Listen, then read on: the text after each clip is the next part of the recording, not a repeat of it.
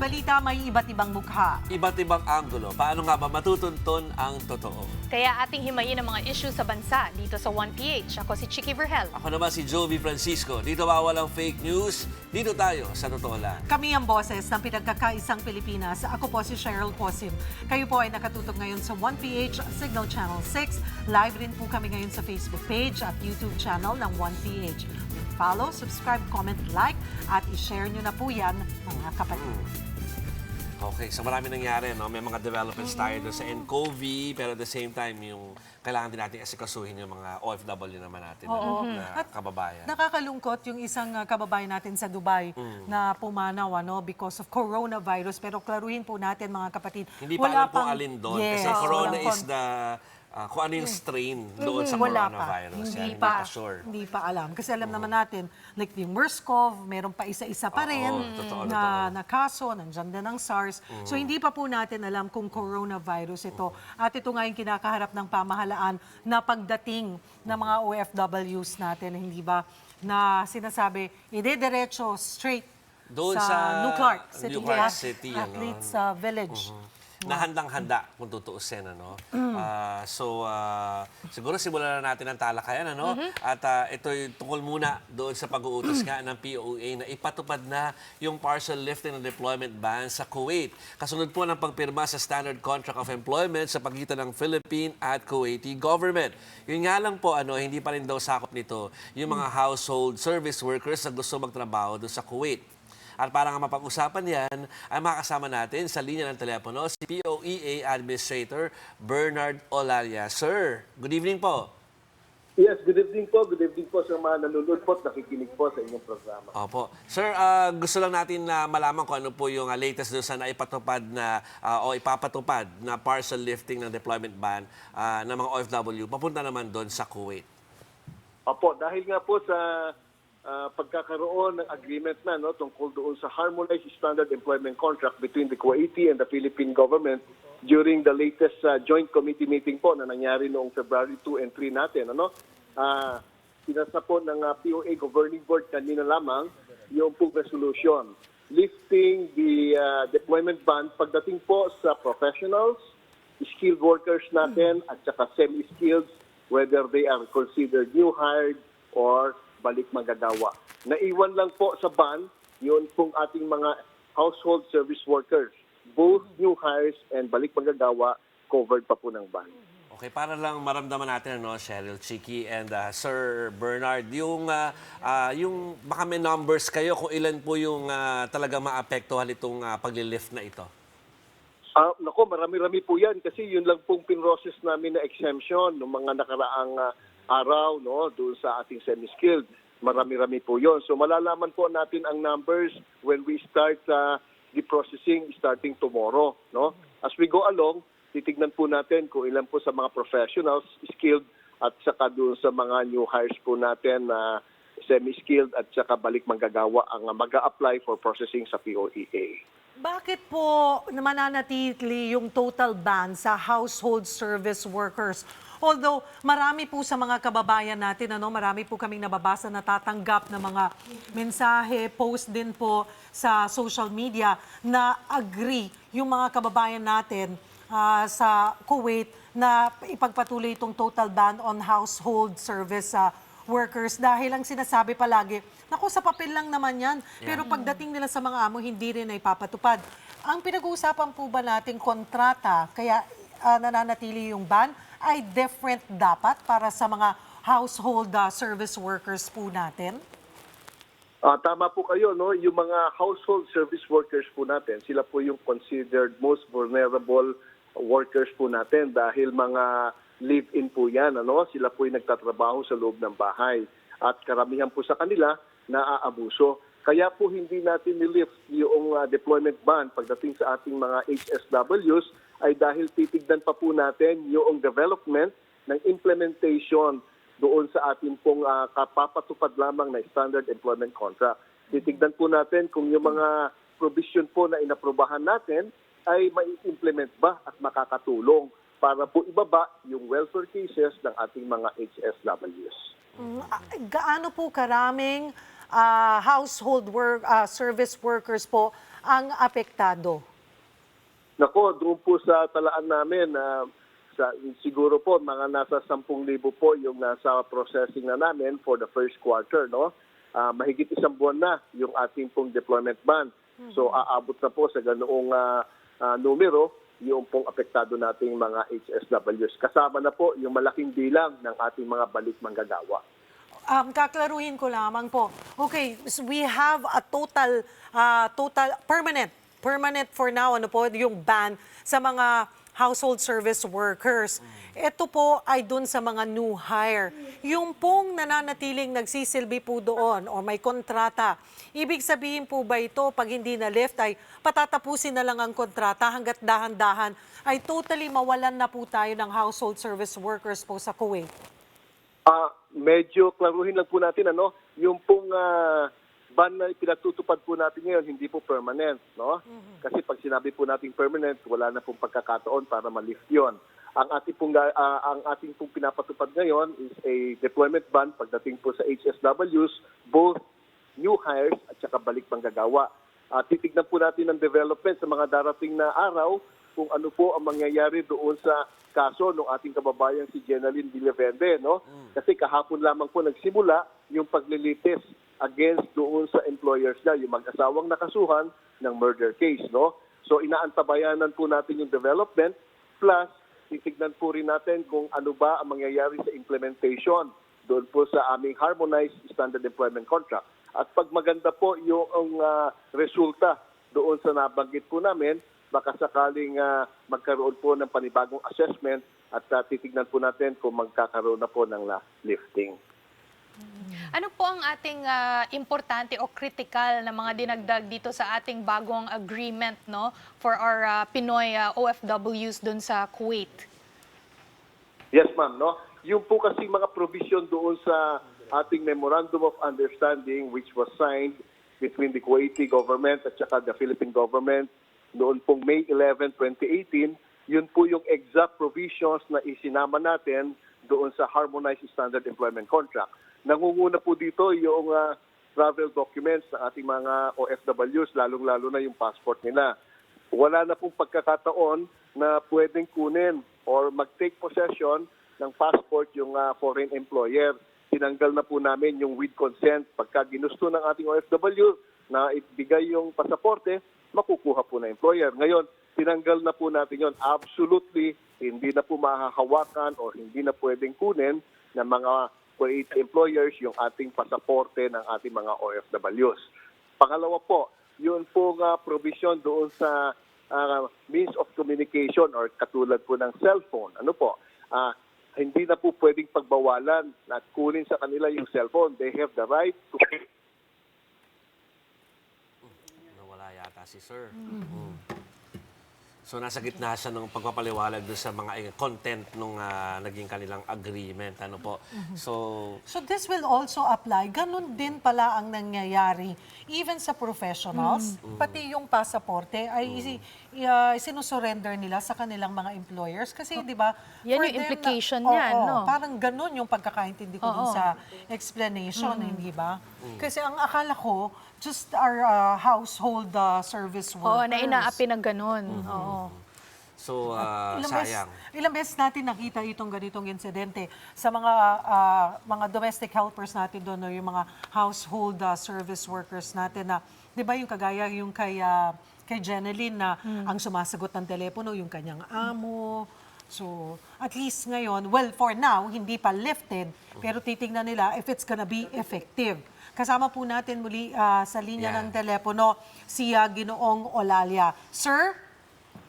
Yes, ma'am. Yes, Opo. ma'am. Dito po ulit tayo. So tama po ba yung aming pagkakaintindi dun sa explanation po ninyo na kasi ang akala po namin, ang mga talaga napipilitan lang na nagsusurrender ng kanilang pasaporte ay yung mga domestic helpers po natin doon. Pero pala yung pati mga professionals, ganun din po? Depende po sa usapan nila, no? Minsan po kasi sinusurrender po nila eh. Pero yung ating po pinag-uusapan na harmonized employment contract, para lang po sa HSWs po ito. No? Okay. So yung provision na binanggit po, this is exclusively for the employment contracts referring to our domestic workers, yung mga HSWs.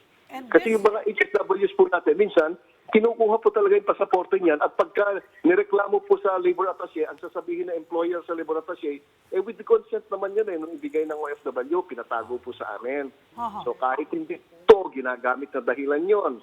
Kaya tinanggal na po namin yung ganong opportunity. Wala na po ngayong opportunity yung employer to take hold or to take custody of the travel documents including the passport. No? Yung pong pasaporte is a Philippine government property and therefore it stays with our OFW. Baka nga po, Tama. it's best na I don't know if that's even possible, yung konsulada na lamang po natin or yung attaché department po ang mag-keep na lang ng passport para siguradong safe yung kanilang mga pasaporte nasa ating embahada po. Pwede rin po na ipatago sa embahada. Diba? Pero doon po sa amin pong agreement, no, the privilege and right to take hold of the property belongs to the OFW na po ngayon. Tama, pero mabuti nga. At least yun, malinaw po yan, Sir Olalia. Before po namin tapos sa interview, hindi namin alam kung may update na, pero baka lang naman meron pang update tukol doon po sa kababayan natin na namatay, na hinihinala na because of the coronavirus. Sir? Hello po. Yes po.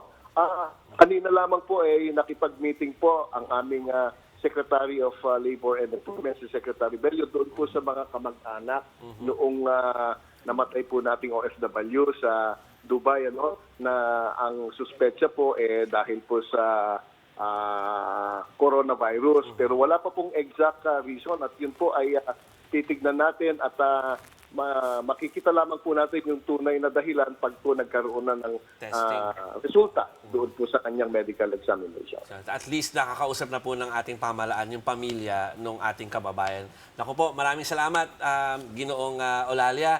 Nakausap po namin si POEA Administrator Bernard Olalia. Thank you, sir. Well, buhay po kayo. Salamat.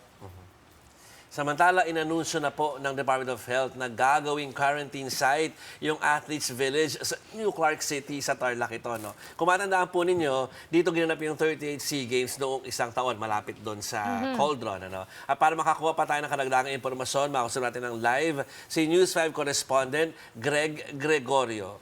Good evening, Greg. Good evening, Jovi at Chucky Cheryl.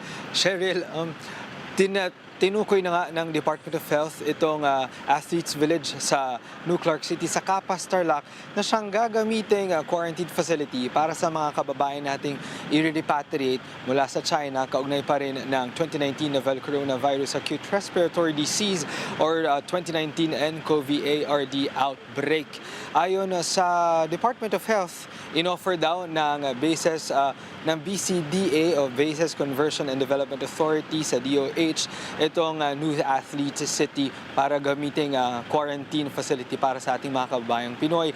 Ayon kay Secretary Duque, mas maganda itong pasilidad na ito kumpara doon sa mga nakita niya sa mga pasilidad na ininspeksyon din niya mismo kahapon sa Phase 4 ng Mega Drug Rehab Center sa Nueva Ecija. So, Greg, yung sa Nueva Ecija ay talagang totally ditched na yun. Hindi na nila kinoconsider na maging parte rin yun ng quarantine areas. Jovi, ang paliwanag ni Secretary Duque kanina, yung bahagi ng Mega Drug Rehab Center, aayusin pa rin. Yun daw ay posibleng gamitin kung kakailanganin ng mas malaki, ng karagdagan pang lugar para sa mga i-repatriate na Pinoy. Pero hanggang sa ngayon, ito muna ang Athletes Village sa New Clark City ang tinukoy na gagamitin. Jovi? Greg, ilan ba yung dadating na mga OFWs natin at ilan ang kayang ma-accommodate nitong Athletes Village? Cheryl, hindi lang natin natanong o hindi rin nabanggit ng pamunuan ng DOH kanina kung ilan yung kayang i-accommodate nitong Athletes Village. Pero sa pagkakatanda natin, dito nilagay lahat dito nilagay yung mga daan-daang athletes na lumahok sa 30th Southeast Southeast Asian Games nung nakarang taon. Now, para naman doon sa bilang ng mga Pinoy na i-repatriate mula sa China, ayon sa DFA, para sa first batch, meron ng 45 Pinoy na pumayag o tumugon sa panawagan ng voluntary repatriation. Pero ayon kay Undersecretary Brigido Dulay ng DFA, posible pang magbago yung bilang na yan kasi halimbawa doon sa 45, 4 dyan ang meron pang documentary problems sa immigration sa China. At kung sakaling meron man sa kanila nakakitaan ng flu-like symptoms sa araw ng repatriation, hindi rin sila papayagang lumabas ng China. Sila ay agad na kukunin ng Chinese authority para ilagay sa isang ospital at doon sila isa sa ilalim sa quarantine. Cheryl? Greg, confirm ko lang, no, humingi daw ng 2 more days si Secretary Duque para ibalik dito yung ating mga kababayan. No? So instead of this Saturday, I guess that would be Monday. No? Kasi gusto niya talagang preparado itong facility natin. Ang tanong ko lang is, kamusta yung clearance na manggagaling sa China? May go signal na ba? Chiki, doon muna sa date ng repatriation, hindi na napag-usapan yung tungkol sa paghingi ni Duque ng 2 days na delay sa original o sa in-announce ng palasyo na Saturday repatriation. Pero ang sinabi ng DFA, ang initial schedule ng repatriation para sa first batch ng mga Pinoy na manggagaling sa China ay February 8. Ang initial schedule ay February 8 sila aalis ng China. February 9 naman inaasahang lalapag sa Clark International Airport. Pero ang pagbibigay diin ni Undersecretary Dulay, posible pa rin yan magbago dahil kaugnay nga nung tanong mo kung meron ng clearance mula sa China. Hanggang sa ngayon ay wala pa rin silang nakuhang permit para makalapag yung eroplano na susundo doon sa mga kababayan natin sa China na dadalhin nga dito sa bansa. At binibigyang diin din ng pamunuan o ng mga otoridad na hindi lang kasi mga otoridad ng Pilipinas yung makakapagsabi kung kailan talaga mailalabas yung mga kababayan natin doon. Kailangan daw kasi igalang yung mga procedures na ipinatutupad ng Chinese government. Chiki? Paano ang magiging system, Greg, doon sa pagka-quarantine? Bibigyan sila ng sarili-sarili nilang kwarto. Maa-allow ba silang lumabas doon sa hallway or mag-mingle silang magkakasama? Kasi what I understand, yung pag nagkaroon ka pa lamang ng senyales, sintomas, then they're gonna be pulled out. And then i-isolate ngayon. Pero this time, quarantine, doon lang, magkakasama sila lahat, i-observe lang. Cheryl, ang nabanggit kanina, yung mga Pinoy na ilalagay nga doon sa New Clark City, ay magkakaroon sila ng kanya-kanyang kwarto. Itong kwarto na to meron pa daw air condition, TV, ganyan. Maayos na espasyo para sa bawat isa sa kanila. Pero may binabanggit na merong mga mess hall kung saan maaring ang magsama itong mga PUIs. At ayon pa nga kay Secretary Duque, itong parang in recreational area doon sa Athletes Village ay maaari ding gamitin noong ating mga kababayang na i-repatriate sa China. Pero ang binibigyang diin, dinidiscourage yung pagbisita ng mga kamag-anak nito dahil ipinagbabawal yung interaction mula sa labas ng compound ng NCC. So sila muna sa loob. At kung sakaling meron sa kanila ang kakitaan ng flu-like symptoms, agad silang ililipat sa isa pang building kung saan ihihiwala yung mga symptomatic doon sa mga asymptomatic na persons under investigation ng mga Pinoy mula sa Wuhan, China. Cheryl? Okay.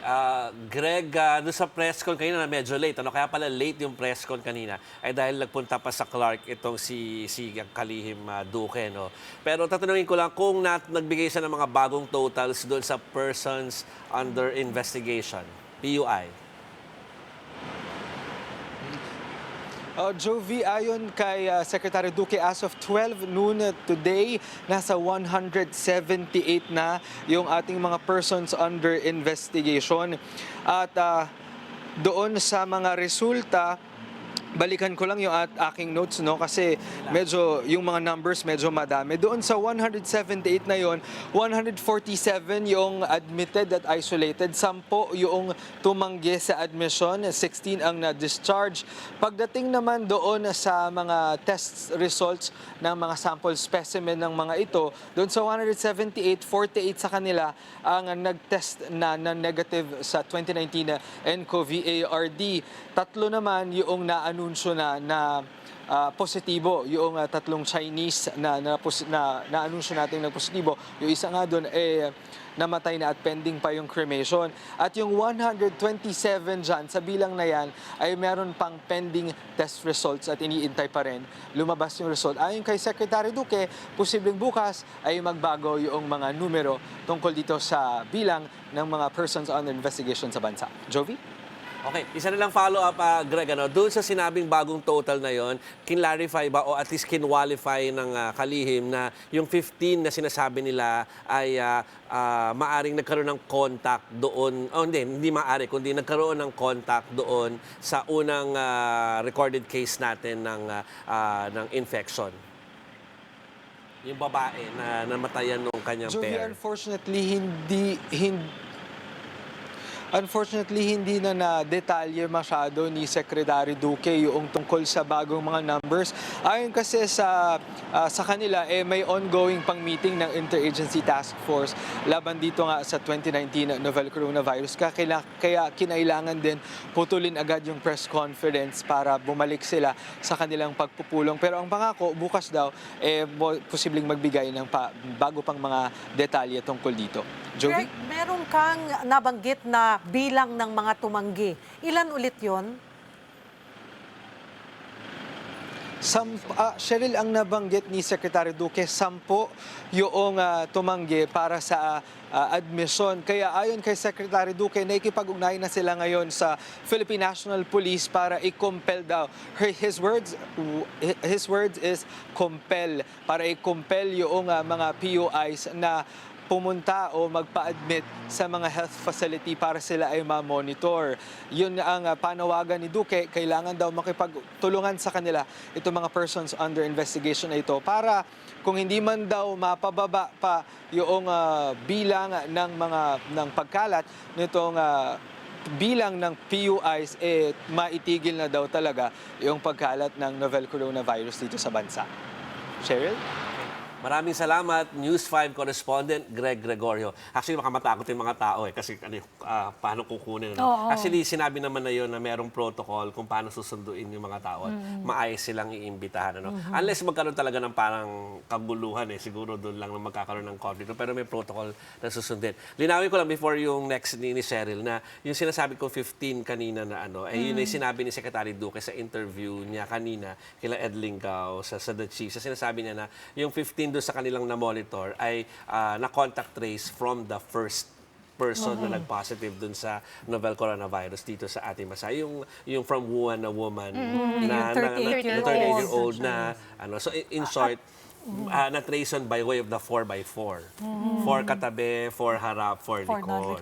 So yun po. So, pero sila daw po ay symptomatic, pero hinihintay pa yung test kung sila ay positive sa kung anong klaseng coronavirus. Okay. So, huwag na tayo magpanic. Sinasabi lang natin na merong ganon at continuing po yung contact tracing na ginaganap. Nananatili po kasi. Ito doon sa mga hindi pa nakukontak, nakasabay sa flight or tingin nyo nakasalamuha, ay nananatili pa rin itong 38-year-old na Chinese na babae sa ospital. Yes. At bagamat wala itong senyales simptomas, pero yung, kasi ang ginagawa pala dyan, every 2 days, tinetest, nananatili siyang positibo. Kaya hindi siya ma-release. Yes. But she's okay. Kaya lang nga, although bumababa na daw yung viral, level niya. Sana mag-recover. Kasi yun yung importansya na ikaw ay nagpunta na doon sa tamang pupuntahan mo pag na-contact trace ka. Kasi maalagaan ka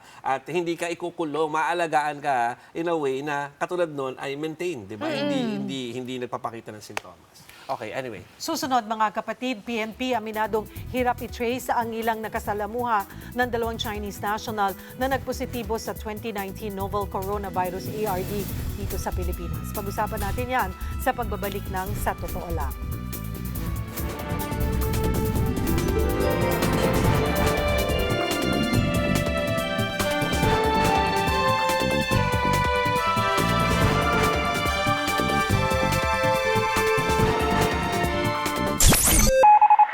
Ang oras, 7:44. Ang oras sa Radyo 5 ay hatid sa inyo ng Ginebra San Miguel. This 2020, let us celebrate with one pride, one nation, one Ginebra nation. Drink responsibly. The Isuzu Travis? Whoa, what a lightweight truck! Can it do what our business needs? Yeah, it can! Will it drive on country roads? Smoothly. City streets? Like a dream. Heavy cargo? Lots of space. Climb up a hill? With ease. How are the brakes? Stops on a dime. But, will I get pulled over during a truck ban? With this small body, not at all. The all-new Isuzu Travis. Get ready to transcend your business. Visit an Isuzu dealer today. All new Isuzu Travis. Transcend your business. Kapalit na maginhawang buhay ang pangungulila sa pamilya at pagsubok sa trabaho ang dinaranas ng mga kababayan natin nagtatrabaho abroad. Mga paraan para labanan ang depresyon ng mga OFW sa Perfect Morning with Cheryl Cosim. Biyernes, alas 10 hanggang alas 11 na umaga sa Radyo 5, 92.3 News FM.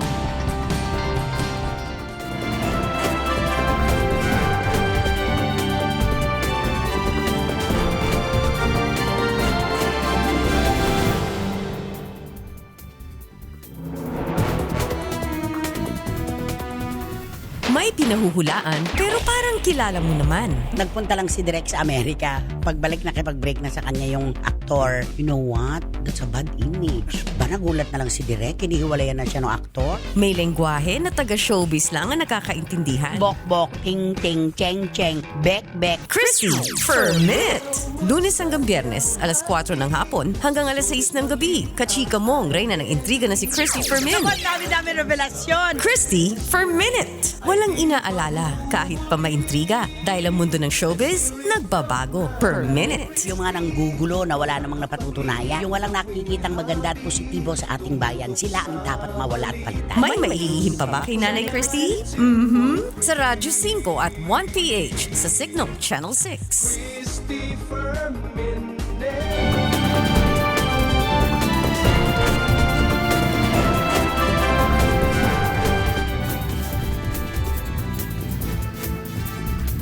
Nagbabalik po ang Sa Totoo Lang, contact tracing para sa mga nakasalamuha po ng nCoV positive Chinese couple, abay pahirapan pa rin. Bukod po kasi sa dami ng mga ito, mali pa raw ang ibang contact numbers na isinumitin ng mga pasahero sa airlines. Hindi rin daw sumasagot sa tawag ang ilan sa mga nailang kasabay sa flights ng dalawang Chinese. At para po makahingi ng update tungkol dito, magkakasama po natin sa linya ng telepono si PNP CIDG spokesperson on contact tracing, Roderick Armamento. Magandang gabi po sa inyo, sir.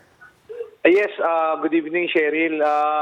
Yes, kanina lang meron na kaming update. Opo. Narinig ko yung sinabi mo kanina. Kanina nag-press conference ng mga alas 12, yung Dumaguete to Manila flight na we earlier reported na 25 lang yung nakausap natin. Ngayong alas 6 ng hapon, 66 passengers na ang ating na-contact. Okay. Good to know. Good to know po. And so yes. far, kamusta po yung 66? Status. Doon sa 66 passengers, yun nga, lahat naman sila is nagsasabi na na yung sa binigay sa amin ng protocol ng DOH, yung mga itatanong natin, wala naman doon, not a single one na sasabi na meron silang manifestation or symptoms ng infected sila ng coronavirus. Pero itong Dumaguete to Manila, earlier meron na tayong na-identify na tatlo. Tatlo na right now ay naka-quarantine na sila sa iba't ibang hospital.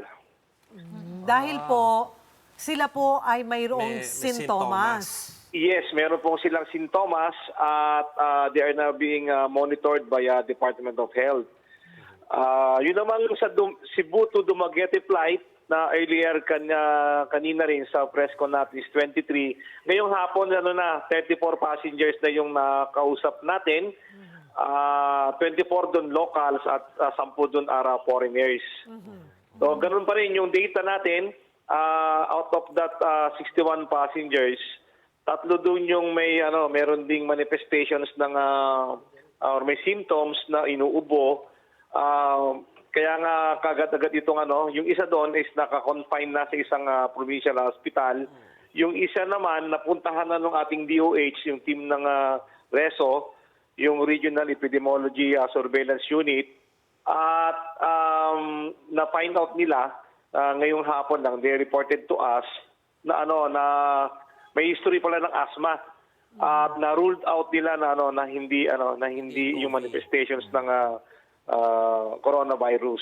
So iisa na lang yung among the 61 passengers na ngayon nga ay pinuntahan na rin ng isa namang team natin ng RESO na naman ng ating DOH at sa regional office, katulong yung PNP natin.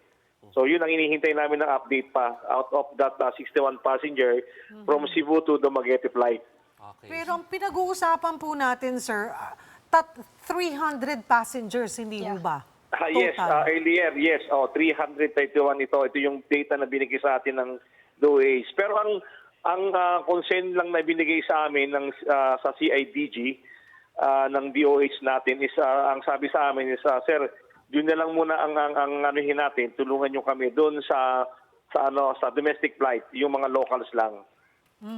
Sa locals lang. Tapos sila yung mga nasa 4x4 na layo Yes. doon sa Opo. doon sa Yung mga dalawang international, sila po yung contact tracing doon.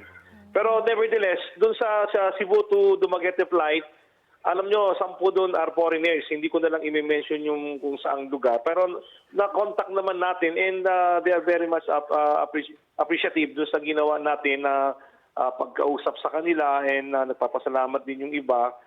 They are saying na sila naman ay in good conditions and not a single manifestations of that virus exist. Ito importante po yata, sir, na yun nga, ipaalam natin sa publiko na hindi dapat katakutan yung contact tracing. Paano niyo po ba ginagawa yan para malaman nila na hindi naman sila dapat matakot? Tama ka dyan. Actually, tama ka dyan.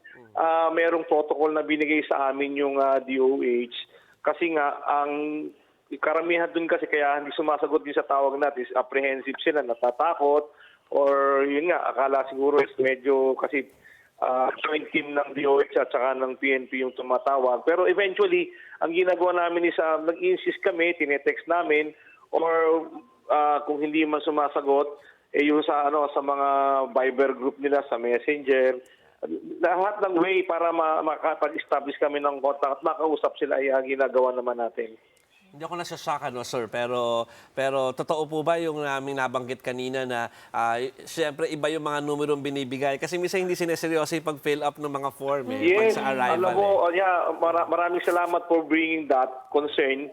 Kahapon nga, yung may mga airlines kaming nakausap na in one of our dialogues. Yun nga ang sinabi namin na medyo nakakalungkot dahil nung kinokontak na namin, I think meron kaming 14 failure to connect to the given number. 14 doon ang hindi namin makontak and apparently non-existence yung numbers na yon. Meron naman na continuous lang ringing around 22 yung na-identify namin. Ring ng ring pero hindi sumasagot. Oo. Baka po pwedeng gamitin din, I don't know kung baka naman din makatulong, Facebook account. I-direct Yes, message nyo po sila. Why not? Kasi almost everyone's there. Tama yan. Nagre-resort na rin kami doon. Kinokontak na namin through Facebook. Meron namang ibang meron bang nag-reply din sa amin. nasa ano lang, nasa approach din, nasa magandang paliwanag din. Nagre-reply naman sa amin yung iba. Okay. Marami pong salamat. Good luck po. At medyo Good luck po. marami-rami pa po yung... Yes, oo. Alam mo, siguro- yun nga, gusto ko nga, na-brought out nga namin ito na hindi ba tuwing mag-disembark ka or sasakay kami, pinapipila pa na form. Yeah. Ayun nga, sanang pinakikiusap namin Papila. na sana nga ipila pang mabuti. And then see to it na walang iniiwang blanco. At saka, yung tunay yung mga contact numbers and addresses na inilalagay nila. So that katulad nangyari nito, may mga ilan na hindi talaga natin ma-reach out. Meron naman na cellphone number lang yung binigay, wala yung address at hindi sila magsabi kung nasan sila. Yeah. So yun ang ginagawa naman natin. Nag-request tayo na rin sa immigration, nag-request na rin yung cybercrime unit namin, tumutulong na rin sa amin. So that through other means is ma-establish namin kung nasan sila. Pero kukunti na ito. Yung isa 27 na lang, tapos yung isa kukunti na lang, around 25 yung hindi na lang natin na-reach out. But eventually, maghapon ito, tuloy-tuloy yung aming effort na ginagawa. Kasi nag-establish kami ng communication center dito na mismo sa loob ng Krame, katulong yung yung DOH at para 24 hours tuloy-tuloy kahit gabi, kahit madaling araw, nag-excite pa rin kami ng effort na makaroon ng connection, makakonect sa kanila. Marami pong salamat, Police Colonel Roderick Armamento mula po sa CIDG. Magandang gabi po sa inyo. Light news naman tayo mga kapatid, kaway-kaway sa mga hindi pa nakaka-recover dyan sa unang season ng Netflix Korean series na Kingdom. Good news dahil magbabalik ito with a bloody and exciting season 2. Marami ang nasabik sa series na ito dahil sa kakaiba nitong plot. Tungkol kasi ito sa isang hari na muling nabuhay para mailigtas ang kanyang bansa sa kumakalat na epidemya. Abangan yan mga kapatid sa March 13. Mula sa kaabang-abang na series, ito naman medyo ikalulungkot ng Pinoy fans ng ilang Korean artist na nakatakdang bumisita sa Pilipinas. Dahil kasi sa banta ng bagong coronavirus, hindi natuloy ang event ng Korean variety show na Running Man sa darating na linggo. Maging nakatakdang pagbisita ng K-pop group na EXO para sa anniversary ng Korean cosmetic brand sa bansa, kanselado na rin. Pero ayon sa Pasay LGU, tuloy pa rin ang mga concert sa lugar ngayong buwan. Pero para sa kaligtasan ng mga dadalo, ilalatag nila ang mga preventive measure sa gitna ng nCoV threat. Pero para sa mga kapatid, lalo na yung mga hot air balloon enthusiast, good news po. Tuloy na tuloy pa rin ang Hot Air Balloon Festival na Aurora 2020 sa Clark Global City, Pampanga. Gaganapin ito mula March 13 hanggang 14. Maliban sa hot air balloons, magkakaroon din ng music festival kung saan magtatanghal sina Michael Pangilinan, Four of Spades at syempre ang Ben and Ben. Sarap. Isa yan sa sinasabi ko kay Jovi, isa yan sa mga bucket list ko. Ako din, hindi pa nakasakay. Hindi ba birthday wish mo yan? Hindi ba birthday Sabi, wish? bibigay mo ba yan? Hahanapan na namin ng paraan. Kasi po, birthday na ni Cheryl eh. No? Happy birthday, Cheryl. Bukas, Advance. thank you, Bukas pa. thank you. Oo. Nagbibilang nga ako, sabi ko, 4 na taon na lang, golden girl na ako. Layo pa noon. Malayo pa. Tsaka hindi mo Oo. masyado maramdaman. Hindi katulad ko, rarayumahin. Hindi ka rarayumahin. Meron na ako nararamdaman. Grabe to. Oo, sa umaga, close open ang aking Oo, exercise. Kasi Dapat daw. nakakaramdam na ng stiffness. Okay.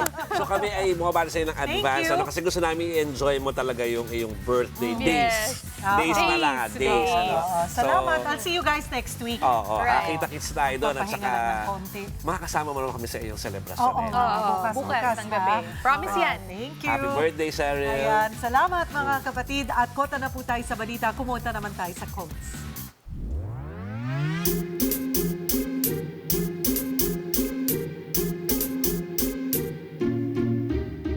Mga kapatid, sa araw-araw po na pagharap sa mga responsibilidad natin sa buhay, hindi po talaga mawawala yung mga negatibong pangyayari o bagay na hahadlang sa mga pagsisikap mo. Totoo, pero hindi kasi dapat tayo magpatalo doon. Kung talagang malinaw po yung mindset natin na maabot yung mga pangarap at plano sa buhay, magiging madali lang po yung pag na-achieve na po yung success. Sabi nga ng American author na si Zig Ziglar, Good. Positive thinking will let you do everything better than negative thinking will. Oo naman. Yung mga tipong kikiklaim mo na. Totoo yan. I-claim mo na yung ano mo, hot Yung air hot balloon. air balloon. Claim mo na yan. Mukhang magagawa ni Jovi ng paraan yan. Oo, kilala mo organizers, no? Sige, pwede. Nag-cover na kasi ako doon. Natangin natin. Sige. Anyway. Hanggang sa muli po, ito po si Cheryl Cosim. Ako si Jovi Francisco. At ako naman si Chicky Berhel. Huwag na huwag magpapalin lang. Dito tayo sa Totoo Lang. Kami ang boses ng pinagkakaisang Pilipinas. 1PH.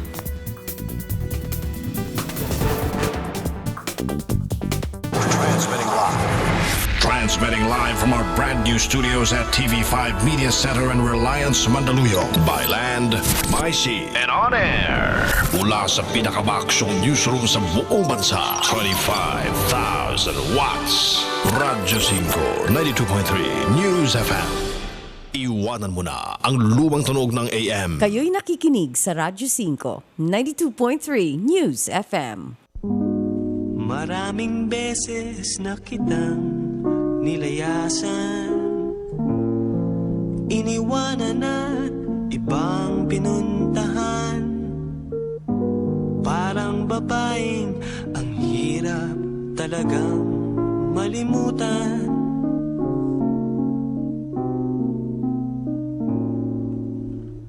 Ikaw lamang ang aking laging pinabalikan.